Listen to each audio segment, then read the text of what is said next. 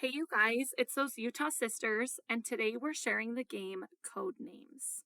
So from our website, you'll go ahead and click on Code Names and then open up the instructions to this game. Now before playing, there is a little bit of work that needs to be done in order to play this with your class. The first thing you're going to do is download these 16 playing cards, and you are going to type or enter pictures, equations, words, etc. that have to do with your content. This works great with like vocabulary or dates or events, things like that. Anything that you've been working on, you're going to go ahead and pre-make these 16 square content cards, print them out, and cut them up. You are going to need a set for every group, okay? Next thing you're going to do is print out these 8 clue cards. They do need to be printed in color, so please make sure you have access to a color printer.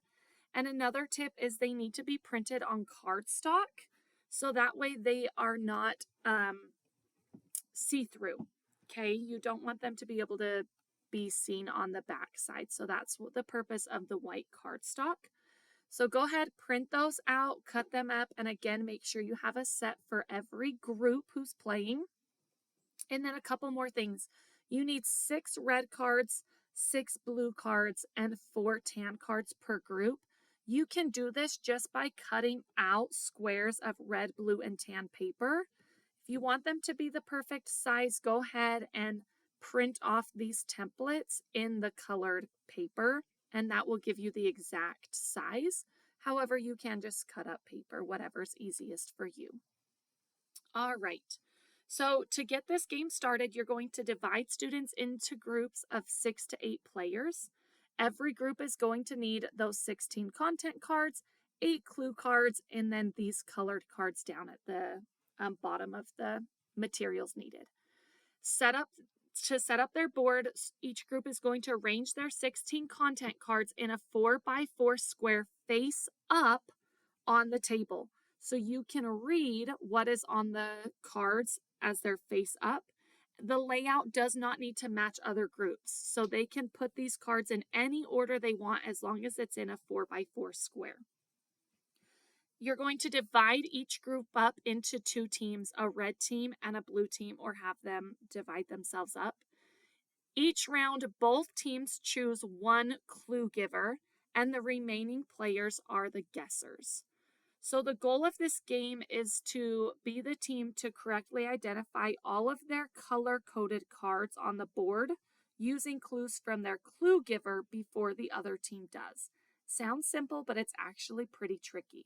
So both clue givers draw the same clue card, which shows a 4x4 color grid. That's this card right here in the corner, those ones that you needed to print in color on the white cardstock. So they're going to together agree on how to orient the card so that way it matches the layout of the board. So for example, if I were a clue giver, I would tell the other clue giver, okay, this card right here, I don't say the color, this square right here matches this square right here.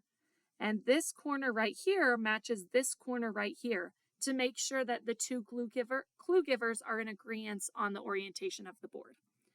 All right, so the red team starts, followed by the blue team. The clue giver provides a 2-part clue, 1 word and 1 number. For example, vertex 2. This means that there are 2 red cards that relate to the word vertex. Okay, the number tells the guessers how many cards they should be guessing, and the word is the clue where they are trying to tie multiple cards together through that 1-word clue. Now, an important rule is that clues cannot reference the board position, such as they cannot say corner or middle. Okay, they have to say a word that is going to relate to the cards. The team's guessers discuss and then tap the cards they think match the clue one at a time. If the card matches their color on the clue card, the clue giver silently places a red or blue marker on it. Those are those red and blue colored papers that you need to cut out. Those are their markers. If they guess a card belonging to the other team, that team gets the credit and the opposing color marker is placed on it. So if I'm the red team and I give a clue and they accidentally guess a blue card, then the blue team gets to place the blue clue giver gets to put down a blue card because that is their color, that is their card, and then that ends the turn of the red team. If they guess incorrectly a neutral or a tan card, it's still marked tan and it ends your turn, but it does not give a point to the other team. Okay? And clue givers may not speak or give any additional hints beyond the initial clue of a word and a number. Once the team finishes correctly, or they stop early because they either guessed the other player's card or they guessed incorrectly, the opposing team has a turn to give the clue and guess. This continues back and forth until one of the teams is able to correctly identify and cover all of their 6 assigned cards, and that is how they're going to win the round. Now, a couple of tips and tricks for this game. It's really good for comparing and contrasting. So after the game, allow the students a few minutes to reflect what were easy to connect and what were more difficult to connect. Play this game multiple rounds. Just swap in new clue givers and a new fresh clue card. So this card right here in the corner, just give multiple, just change that out and change out the clue givers if they want to. You can play it multiple rounds.